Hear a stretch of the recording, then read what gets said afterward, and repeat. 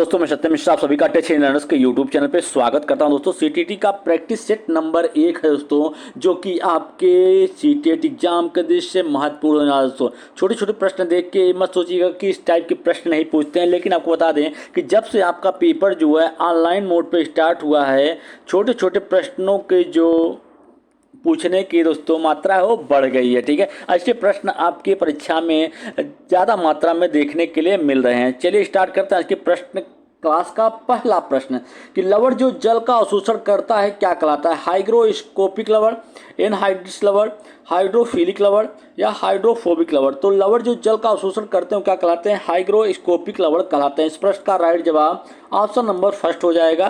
चलिए दोस्तों प्रश्न संख्या नेक्स्ट पे चलते हैं। प्रश्न संख्या नेक्स्ट देखिएगा कि विश्व उष्मायन के लिए निम्नलिखित में से कौन सा एक कारक है? विश्व उष्मायन के लिए इसमें से कौन सा एक मुख्य कारक है? वाहनों से निकलने वाली गैसें, पेड़ पौधों से निकलने वाली गैसें या भट्टियों से निकलने वाली गर्म हवा, रसोई गैस। तो विश्व उष्मायन के लिए जिम्मेदार या कौन सा कारक मुख्य जिम्मेदार है? तो वाहन होते हैं दोस्तों, उससे जो गैस निकलती है वो मुख्य जिम्मेदार होती है विश्व उष्मायन के लिए। चलिए अगले प्रश्न संख्या 3 है दोस्तों कि सूर्य की हानिकारक किरणों से पृथ्वी का कौन सा स्तर सुरक्षित रखता है? सूर्य से आने वाली जो हानिकारक किरणें होती हैं जिसको पराबैंगनी किरणें भी कहते हैं। पराबैंगनी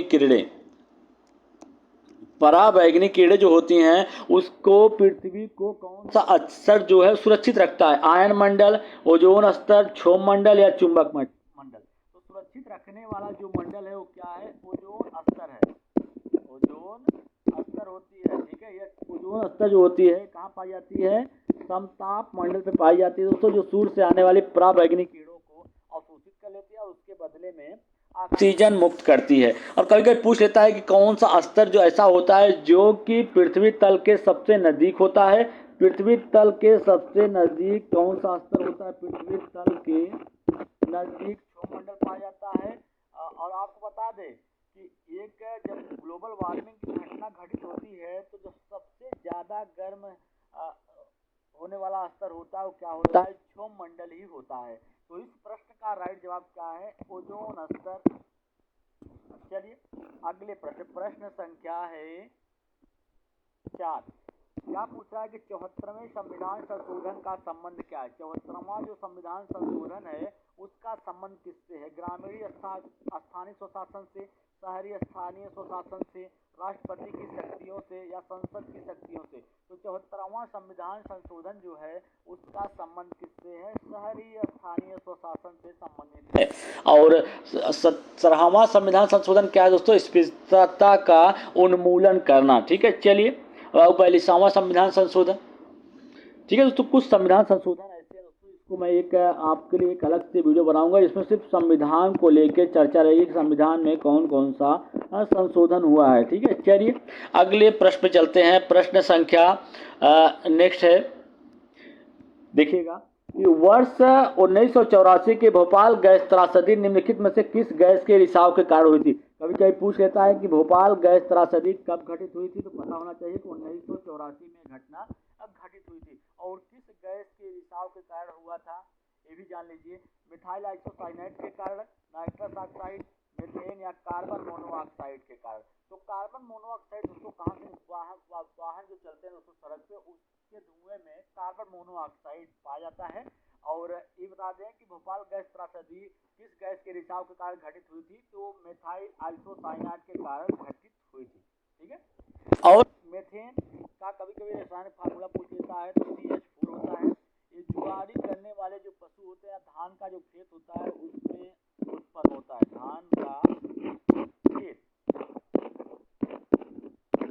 चलिए अगले प्रश्न संख्या 6 है दोस्तों। प्रश्न संख्या 6 देखिएगा कि स्टिक अम्ल की गंध किसके समान होती है? स्टिक अम्ल जो होता है उसकी गंध किसके समान होती है? सिरका, टमाटर, मिट्टी का तेल, उपयुक्त में से एक से अधिक या उपयुक्त में से कोई नहीं। तो स्टिक अम्ल जो होता है उसकी गंध किसके समान होती है? सिरका जो होता है दोस्तों सिरका के समान होती है। सिरका को तैयार किसे किया जाता है?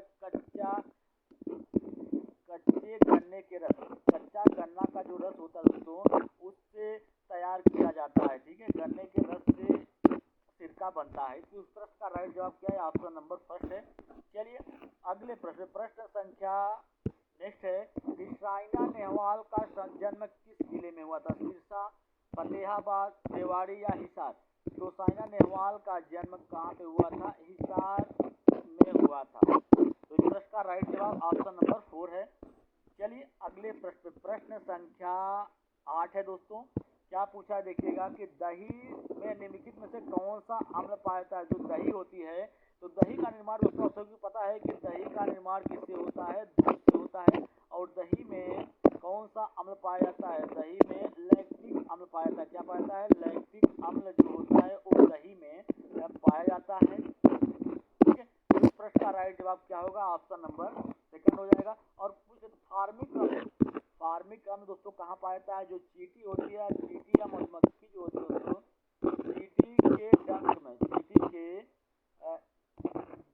में क्या पाया जाता है? फार्मिक अम्ल पाया जाता है। ठीक है, और ऑक्जेलिक अम्ल कहाँ पाया जाता है? टमाटर में ऑक्जेलिक अम्ल टमाटर में पाया जाता है। और टार्टरिक अम्ल जो होता है खट्टे पदार्थों में, खट्टे कच्चे पदार्थ जो होते हैं जैसे इमली हुआ, इसमें पाया जाता है क्या? टार्टरिक अम्ल पाया जाता है। चलिए अगले प्रश्न संख्या नेक्स्ट है दोस्तों। प्रश्न संख्या नेक्स्ट है कि बिच्छू के डंक में कौन सा अम्ल पाया जाता है? बिच्छू के डंक में कौन सा अम्ल पाया जाता है? टार्टरिक अम्ल, ऑक्जेलिक अम्ल, लैक्टिक अम्ल या मेथेनोइक अम्ल? तो आपको बता दें दोस्तों बिच्छू के डंक में मेथेनोइक अम्ल पाया जाता है। इस प्रश्न का राइट जवाब 4 है। और लैक्टिक अम्ल किसमें पाई जाती है? दही में लैक्टिक अम्ल पाया जाता है। ठीक है दोस्तों, टार्टरिक अम्ल खट्टे पदार्थों में पाए जाते हैं। चलिए आगे जाते हैं। प्रश्न संख्या 10 है दोस्तों। क्या पूछा देखिएगा, कहा कि एल्कोहल और जल के मिश्रण को सबसे अच्छी तरीके से अलग किया जा सकता है? निस्तारण द्वारा, वाष्पीकरण द्वारा, उत्पादन द्वारा या प्रभावी आसवन द्वारा?